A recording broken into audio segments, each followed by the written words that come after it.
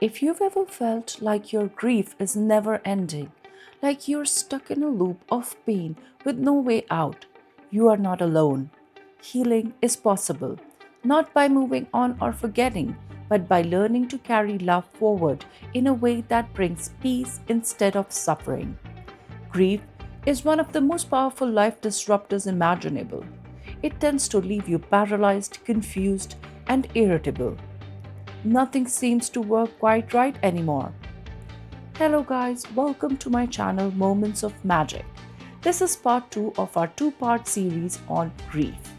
In part 1, we explored the science, psychology, and spirituality behind grief, why it feels so overwhelming, how it affects our brain and body. If you haven't watched it yet, I highly recommend starting there. Today, we go deeper. In this video, we'll explore real, tangible tools that you can use to heal. I've organized them into 3 categories.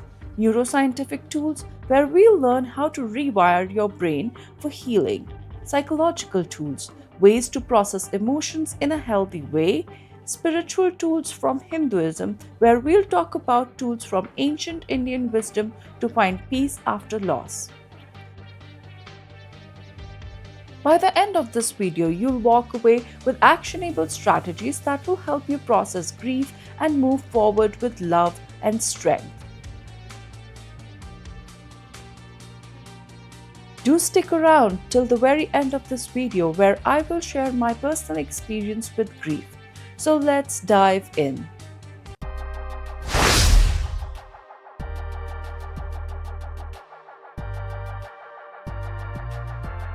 In our previous video, we talked about the 3D model of relationship, the one that depends on time, space, and proximity. Today, let's talk about how we'll use that to heal. Number 1, we have to make a new map to replace the old map. And number 2, we have to anchor to our attachment. And by attachment, I don't mean to their things. No. By attachment, I mean reminisce the feelings that we experienced with them, the joy, the love, the warmth, the happiness. Where most of us go wrong is that we start getting attached to the things that they used or places or time. For example, you may go to the park where you used to walk your dog, or you may hold or smell the clothes of your partner or stare at the chair that your dad used to sit on. The only thing that you will feel by doing this is pain.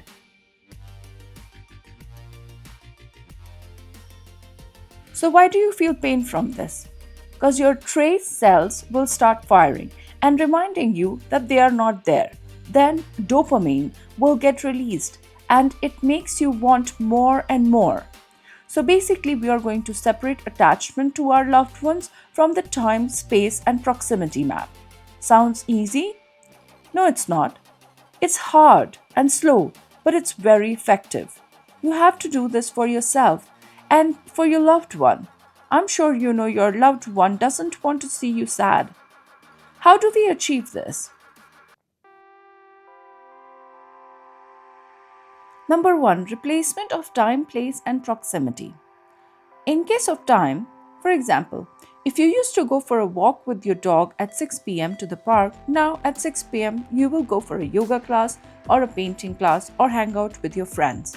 You see how we have changed the time and place in this example? Another example is if you used to go to the restaurant every weekend with your partner, now every weekend you'll go for a hike. Proximity. For this, you need to give yourself a proper reference of where they are.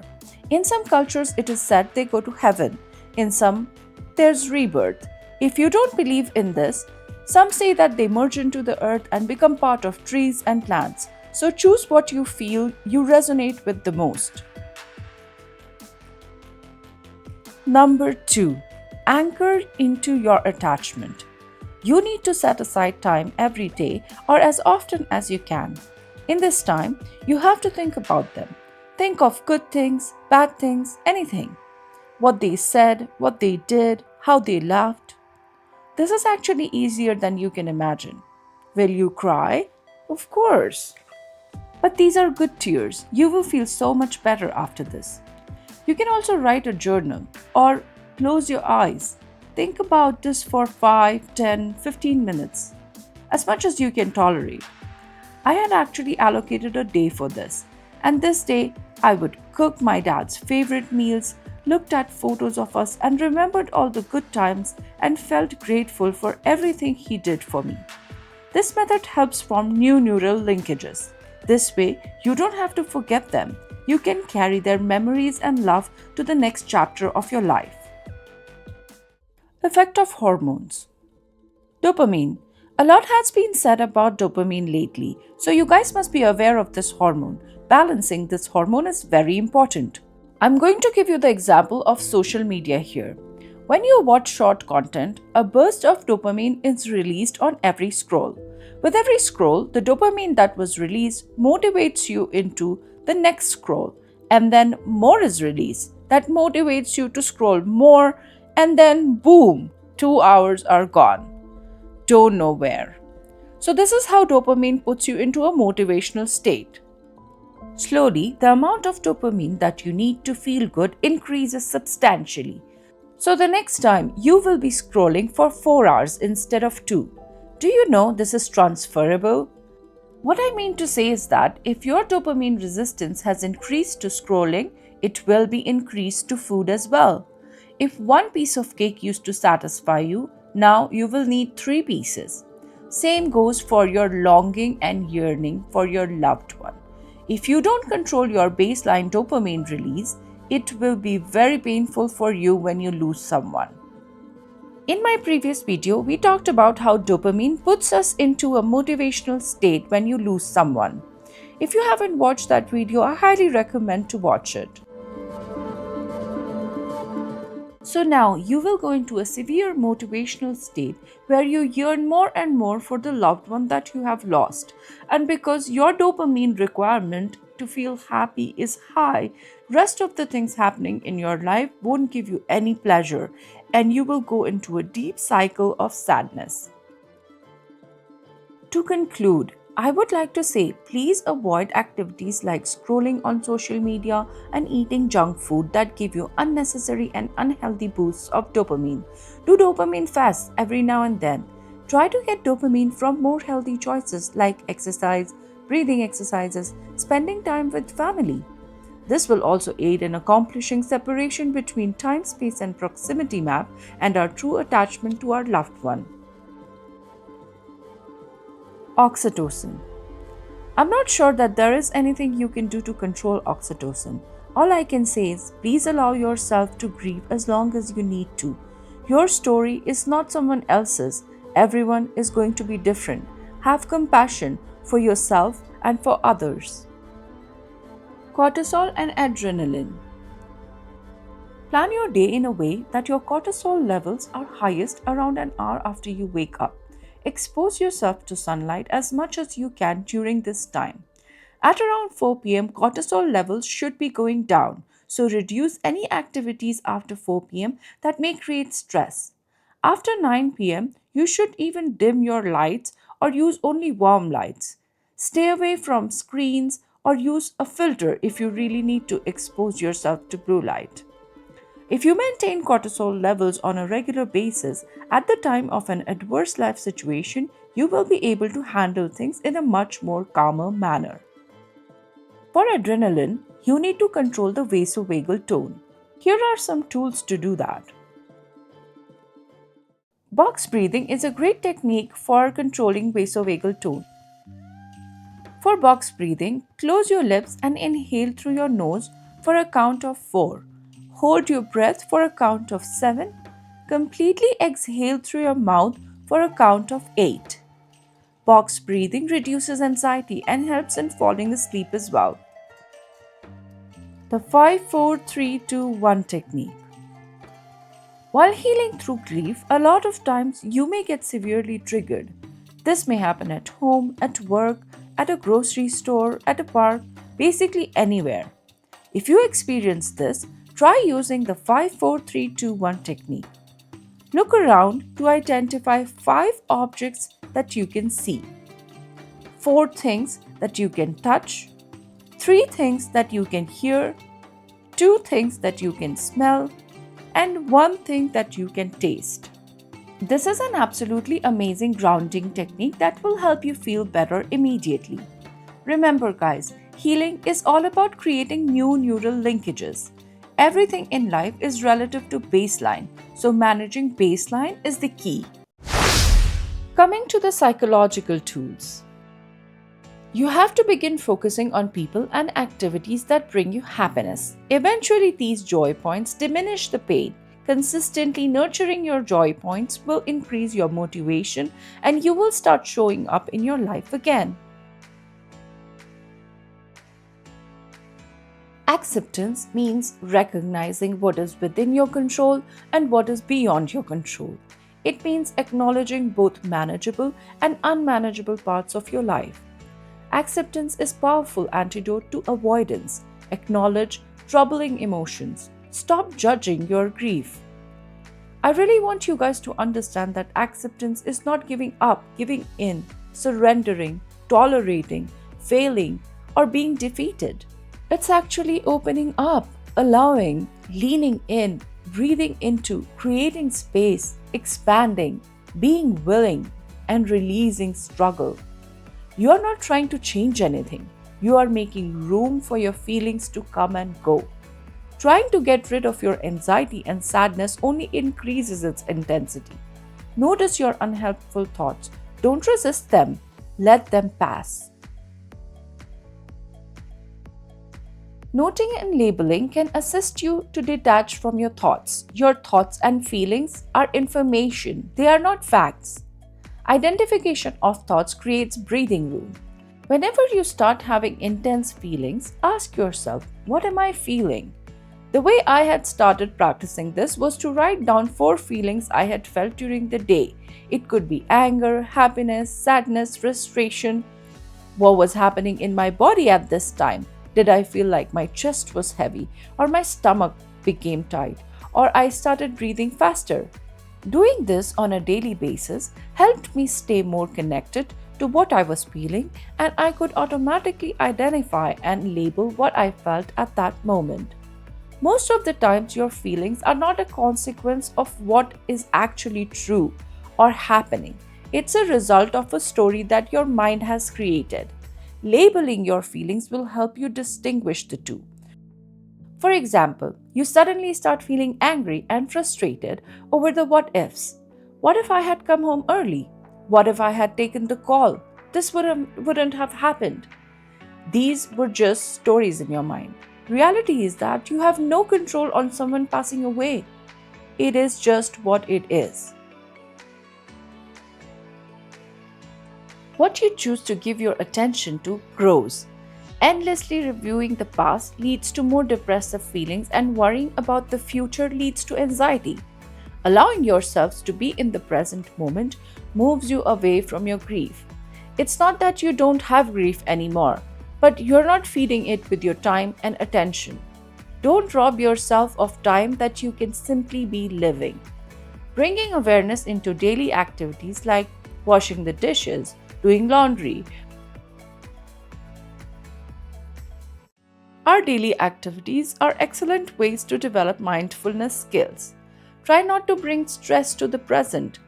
Just focus on what is in front of you. When you are truly present and responding to your immediate environment, you can never get stuck because the environment is always changing. There is always something new and interesting happening. Let's do a small meditation. Visualize yourself sitting at the edge of a stream. The trees around you are thick and green. The sky is clear and beautiful. The only sound you hear is water flowing. Sit comfortably and allow your breath to flow in and out of your body at a natural pace. Now notice your thoughts coming into your mind.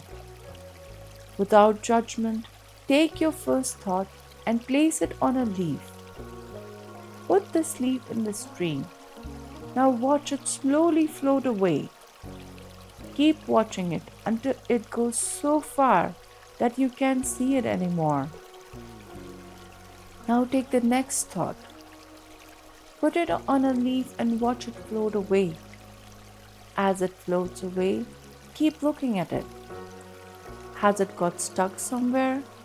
Wait for it to dislodge and eventually float away.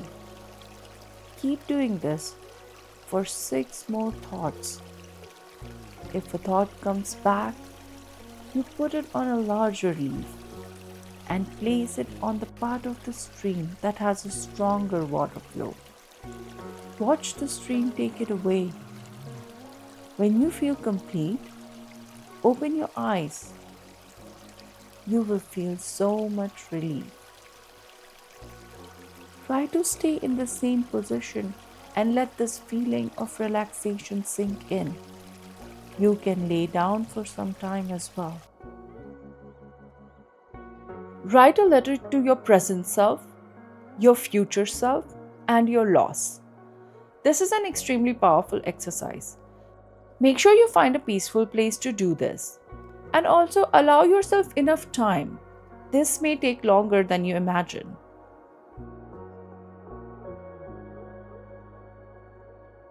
We are fused with our thoughts.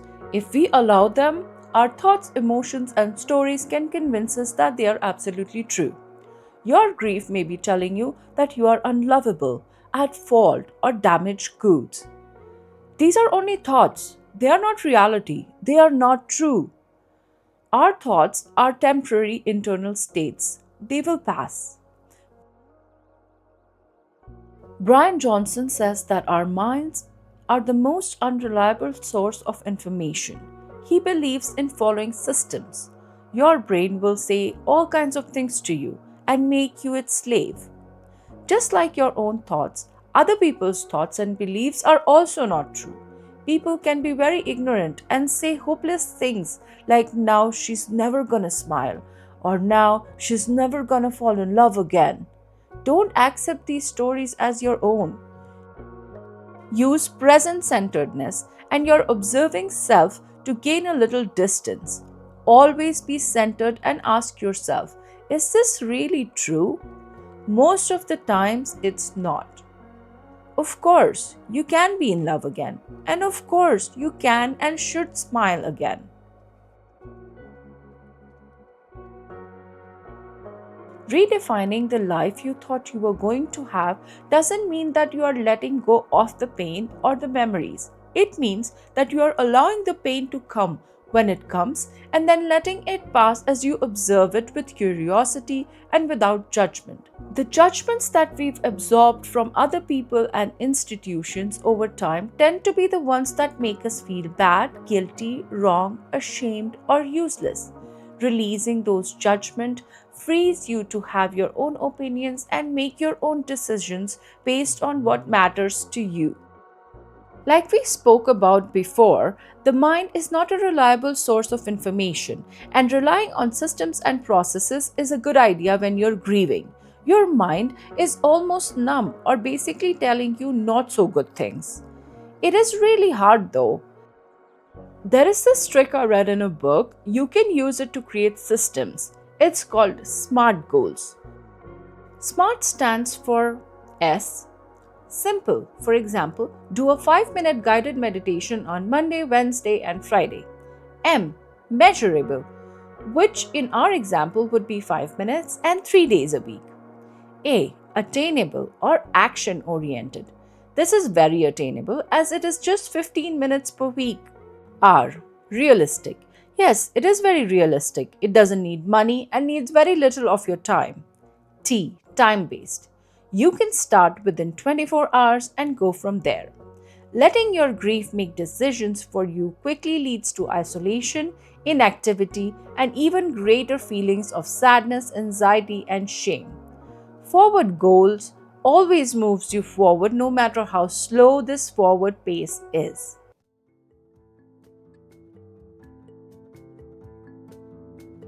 Very often people want to handle grief alone.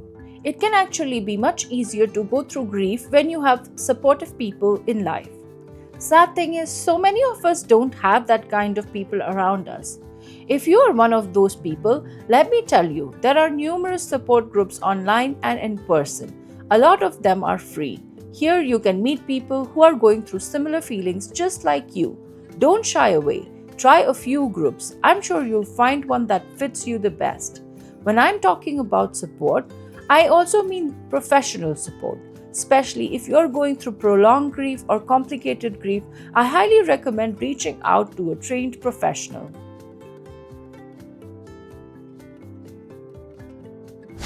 Spiritual tools of healing. A daily meditation practice helps process and release grief.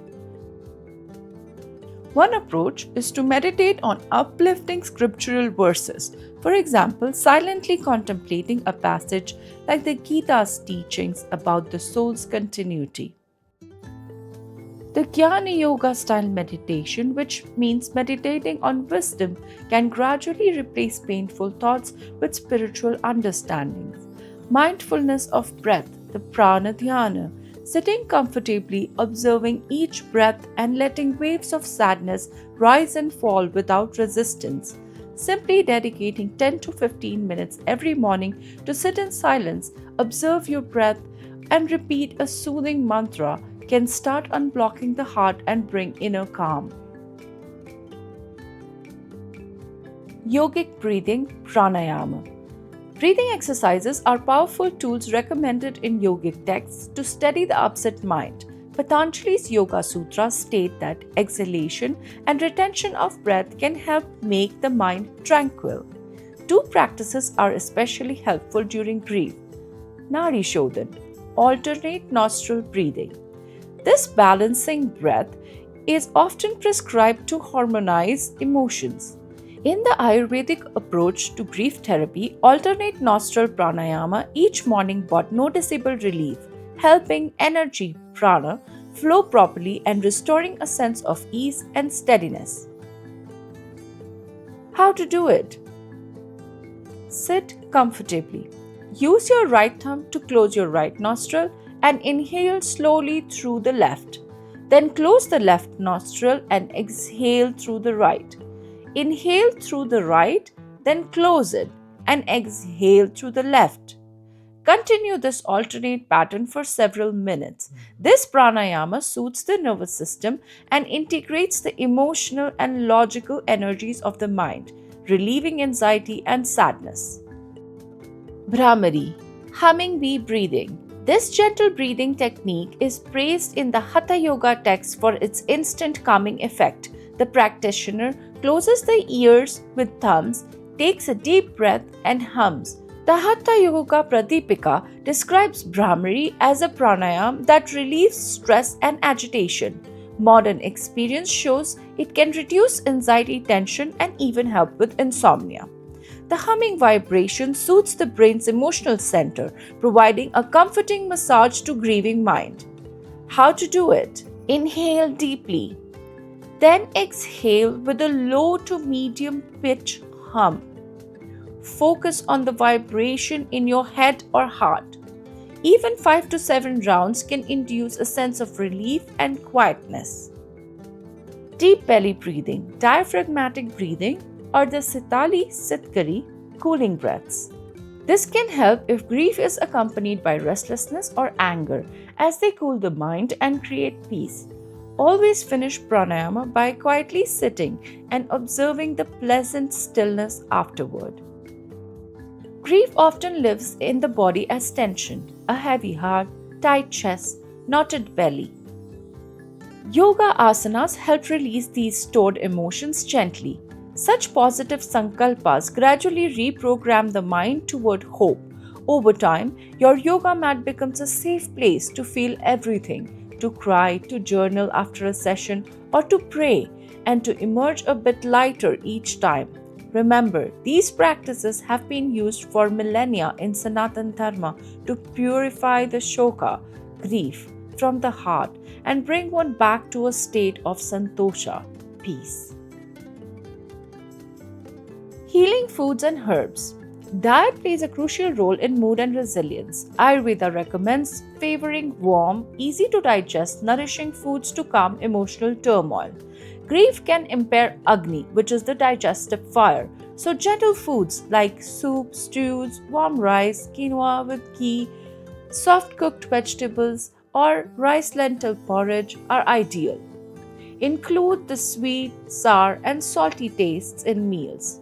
For example, sweet fruits or root vegetables, a splash of lemon, a pinch of natural mineral salt will provide comfort. Avoid or minimize very pungent, bitter foods and stimulants when grieving. Too much caffeine, raw salads, or chili spices can worsen anxiety and ungroundedness. Instead, sip herbal teas and spiced milk. A simple Ayurvedic recipe for grief soothing tea is to boil water with fresh tulsi, which is holy basil leaves, a pinch of ginger, cinnamon, and cardamom. Then add a touch of honey and lemon. There are many mantras in the Vedic tradition that can help with grief. For instance, Om Namo Narayana, Hare Rama, Hare Krishna, Shri Ram, Jai Jai Ram. Chant Vedic mantras for 5 to 10 minutes. Find a clean, quiet spot in your home. You might light a candle or incense to create a sacred atmosphere. Sit comfortably with your spine straight but relax. Repeat the mantra softly or in your mind. Healing from grief is a journey that benefits greatly from gentle structure. Designing a daily routine that integrates meditation, yoga, Ayurveda, and mantra can provide stability and comfort during emotionally turbulent times. If you guys want a step by step daily routine, please check out the link in the description. Consistency is the key. Even if your mind wanders or emotions surge, patiently returning to a point of focus will over time build mental resilience and peace. Thank you guys for staying till the very end of this video. Thank you so much for allowing me to share your grief and be a part of your journey. Losing my father was the most painful experience of my life. But the truth is, I didn't allow myself to grieve. When he passed away, I had to be the rock for my family. My mother and brother were devastated, and my father's dog was also deeply affected. In the middle of all this, there were so many responsibilities that fell on my shoulders: paperwork, finances, legal matters. There was no time to break down, no space to process what had happened. So I shut it all away. I told myself, you have to be strong. I buried my emotions under layers of responsibilities. Every time a memory of him surfaced, my mind would push it away like an automatic defense mechanism. For 2 years, I lived like this. But then, something started happening. I began experiencing frequent panic attacks. It was like my body was screaming for me to process what my heart had been avoiding. Every time I tried to think about my dad, to cherish our moments together, my mind would shut the door. I missed him so much. I really wanted to think about him, but my mind would not allow me to. The grief was trapped inside me, locked away, and it was taking a toll on my mental and physical health. I knew I needed help.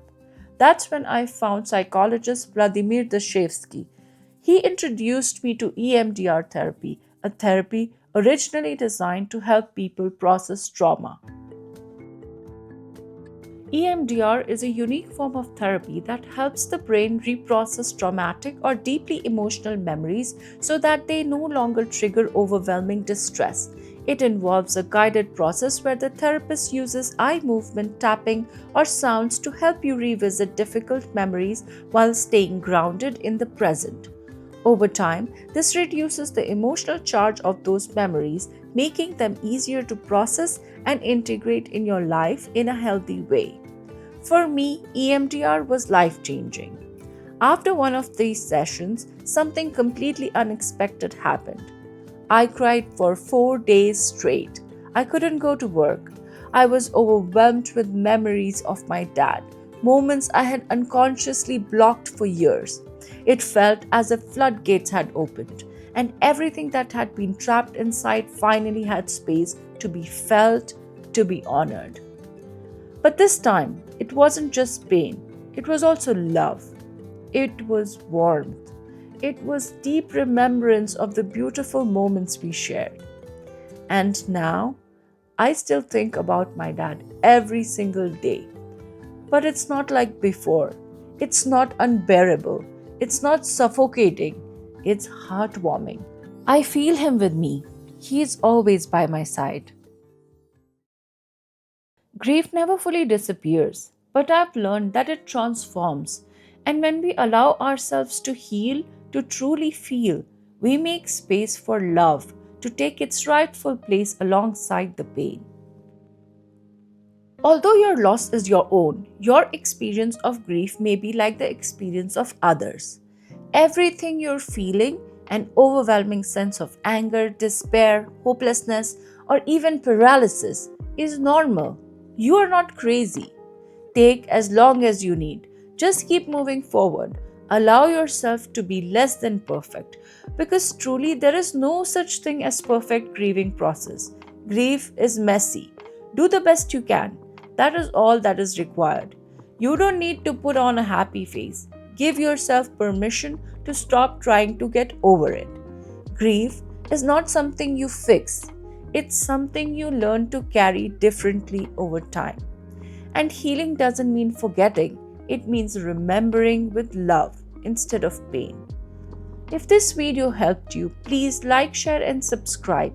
More importantly, share your thoughts in the comments because sometimes just knowing you're not alone can be the first step towards healing. If you have missed part 1, be sure to watch it. It will help you understand why grief feels the way it does. Sending you love, healing, and light. Take care, and I'll see you in the next video.